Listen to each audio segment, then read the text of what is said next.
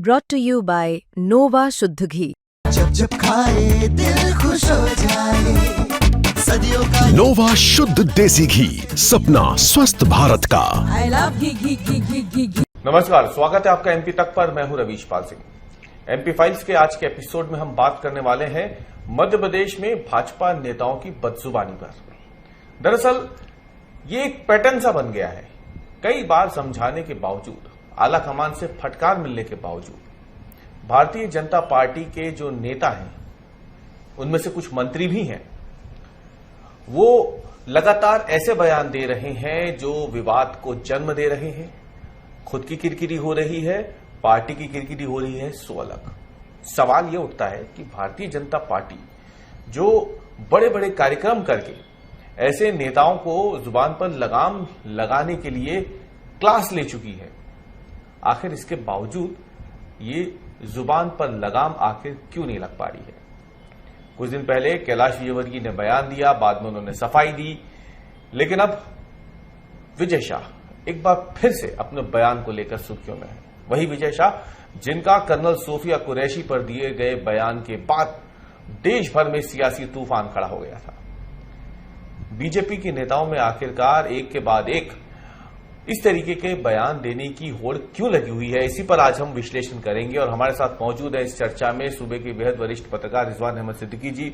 रिजवान जी, अब तो आदत सी हो गई है इस तरीके के बयानबाजी पर विश्लेषण करने की हम लोगों को, कि इससे पहले कर्नल सोफिया कुरैशी पे जो बयान दिया था मंत्री विजय शाह ने, छुपाने की बात नहीं है कि क्या कुछ हुआ है। पहले मध्य प्रदेश में, उसके बाद हाई कोर्ट में, फिर सुप्रीम कोर्ट तक हर जगह पे किरकिरी हुई, लेकिन अब फिर उन्होंने बयान दे दिया मंच पर बैठी हुई महिला नेता की तरफ इशारा करते हुए। तो इसे कैसे देखते हैं आप?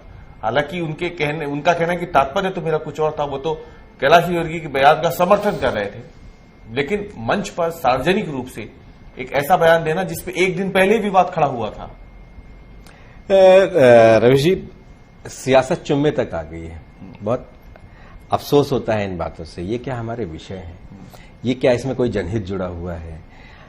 आप संस्कृति के ठेकेदार बनने की कोशिश क्यों कर रहे हैं? करना है तो बाकायदा जिस तरह से ट्रेनिंग प्रोग्राम आपने अपने विधायकों मंत्रियों को ठीक करने के लिए चलाया था, एक बड़ा ट्रेनिंग प्रोग्राम आप खुद चलाइए, युवाओं को उससे ट्रेंड कीजिए, उनको बताइए कि ऐसे कपड़े पहनना है, तुमको ऐसे नहीं पहनना है, ऐसा बोलना है, ऐसा नहीं बोलना है, यहां चूमना है, यहां चूम लेना है, और यहां नहीं चूमना है ना, यहां नहीं चूमना है। सब ये कहां जा रहे हैं?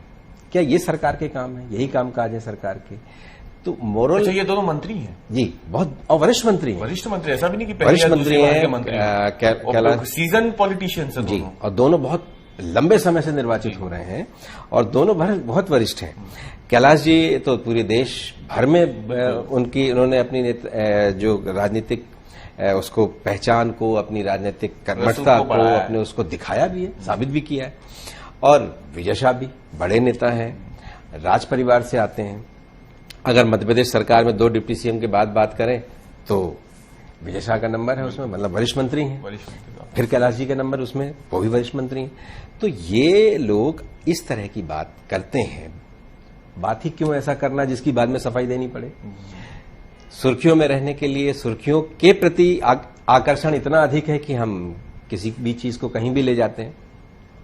और इससे फिर एक बार विजय शाह, कैलाश जी की सेहत पे क्या फर्क पड़ने वाला है? बहुत नहीं पड़ेगा, इसलिए कि वो उनको मालूम है कहां किस हद तक जाके सुर्खियों में आना है।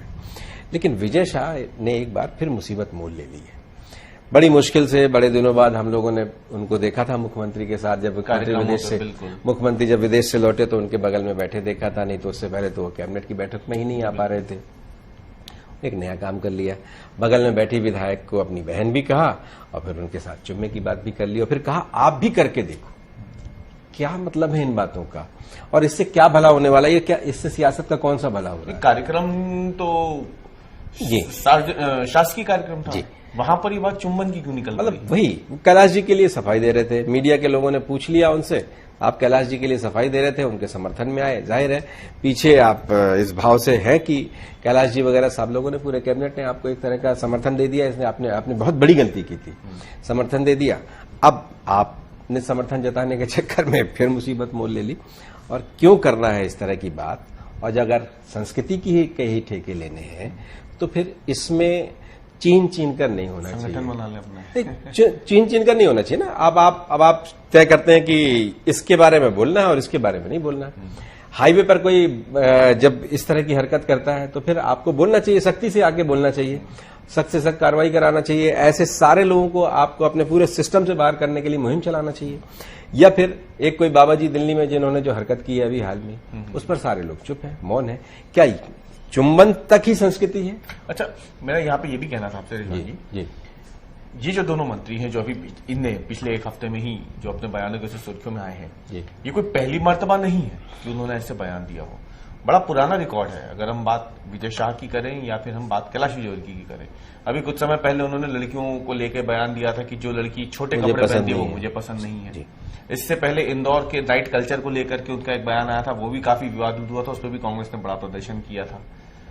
विजय शाह खैर सब जानते हैं क्या कुछ हुआ था। उन्होंने एक समय में तब के मुख्यमंत्री की पत्नी के बारे में क्या विचार दिए थे, मंच से कहा था, बाद में इस्तीफा हुआ, फिर स्वीकार भी अलग वापस पार्टी में लाया गया चुनाव से ठीक पहले।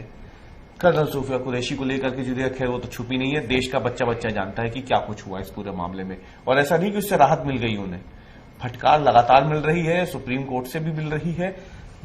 उसके बावजूद इस तरीके का बयान, और वो भी आउट ऑफ द कॉन्टेक्स्ट जाके, क्योंकि जो कार्यक्रम था वो किसी और चीज के लिए था, लेकिन वहां पर ये बयान सामने आ जाना, क्या ये मान के चलें कि कोई कार्रवाई क्योंकि नहीं होती है सख्त, इसलिए हौसले बढ़ गए हैं?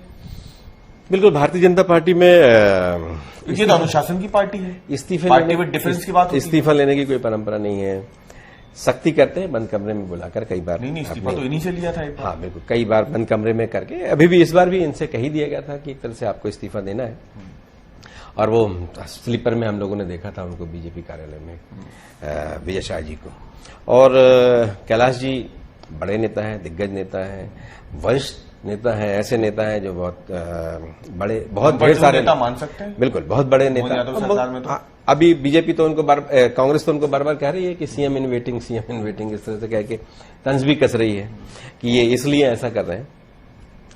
आपको अच्छे संस्कार डालने का प्रयास करना चाहिए, लेकिन अच्छा और बुरा क्या है ये आप तय करने वाले कौन है? कैलाश जी को आप भी बहुत पहले से जानते हैं। बिल्कुल, उन्होंने अपने बच्चों को अच्छे संस्कार दिए हैं। ठीक है, विधायक बनने के बाद आकाश एक बल्ला लेकर आ गए थे, जिसके बाद मोदी जी भी बड़े नाराज हुए थे, नाखुशी उन्होंने भी जाहिर की थी। लेकिन जब संस्कृति की बात आती है, बिल्कुल ये जो मॉरल आप इस तरह के लोगों पर थोपने की कोशिश नहीं की जा सकती।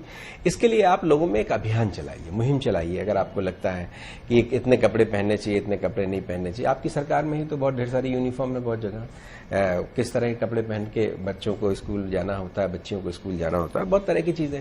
आपको पसंद नहीं है तो अपनी पसंद नापसंद आपको जाहिर करने का भी अधिकार है, लेकिन हर चीज की एक मर्यादा है। और राहुल गांधी को निशाना साधने के लिए चुम्बन ही क्यों, बहुत ढेर सारी चीजें हैं। राजनीति, उनकी सियासत से आपकी असहमति है तो आप उस पर बहुत ढेर सारी चीजें कर सकते हैं। पंडित जवाहरलाल नेहरू पर भी इसी तरह के, हम जब बहुत छोटे थे तब पंडित जवाहरलाल नेहरू के बारे में वैसी बहुत ढेर सारी बातें सुनते थे। उस समय ऑडियो और वीडियो माध्यम बहुत आसान नहीं था, अब तो बहुत आसान है। तो पंडित जवाहरलाल नेहरू की उनके भांजी के साथ एक इस तरह की तस्वीर बहुत लोग वायरल करते हैं। लेकिन ये जो चरित्र हनन का, ये जो निम्न स्तर का, कमर के नीचे के जो हमले हैं, इससे कोई फायदा नहीं होता सियासत को, और इससे सियासत बदनाम होती है। देखिए, मध्य प्रदेश में ही ऐसा क्यों? मतलब आपका किसी और राज्य का ऐसा नाम बता दीजिए मेरे को जहां पे वहां के नेताओं की तरफ से, एक दो नहीं ज्यादा नेताओं की वजह से इस तरीके से बयान सामने, ऐसा तो कोई मुझे तो याद नहीं आता कि उत्तर प्रदेश में एक बार ऐसे नेताओं की फौज लगी हो। इक्का दुक्का ही वहां पे भी है, लेकिन मध्य प्रदेश में तो लंबी सूची है। ये दोनों वरिष्ठ नेताओं के अलावा अगर हम देखें, प्रीतम लोधी के बयान को हमने सुना, हमने जनार्दन मिश्रा के बयान को देखा था, हमने जगदीश देवड़ा के बयान को बीच में देखा था, डिप्टी सीएम थे उन्होंने बयान दिया था। तो मध्य प्रदेश में ही ऐसे नेताओं की फौज क्यों है ज्यादा? और ऐसा भी नहीं है कि एक या दो बार के विधायक हों, लंबे चौड़ा राजनीतिक अनुभव होने के बावजूद इस तरीके का बयान देना। रमेश जी, ये जो हिंदी पट्टी है, इसमें थोड़ा बहुत कहीं ना कहीं इस तरह की चीजों का, इसलिए कि आज जनता में इस तरह की चीजों को कई बार जनता उसको सुन लेती है, टीआरपी मिलती है, धीरे धीरे अगर हम कहें तो टीआरपी मिलती है ऐसी चीजों को, खासतौर से हिंदी पट्टी में इस तरह का चलन नेताओं को बहुत, मिलती है। हाँ मिलती है, सुर्खियों में आते हैं। कहीं ना कहीं हमारी भी जवाबदारी है, हमारी भी जिम्मेदारी है कि हम उनको सुर्खियों पे ले आते हैं। हम चर्चा, आज हम भी चर्चा कर रहे हैं इस पर, तो उनको मालूम है कि हम क्या बात कहेंगे दूर तलक जाएगी और चर्चा होगी। कुछ लोग समर्थन में खड़े होंगे, कुछ लोग विरोध करेंगे, लेकिन चर्चा में बने रहेंगे, सुर्खियों में रहेंगे। यही है बस पूरे इस विश्लेषण का लबोलुआब था, चर्चा में बने रहेंगे। लेकिन चर्चा में बने रहने के लिए क्या इस तरीके की निम्न स्तरीय बयान देना शोभा देता है?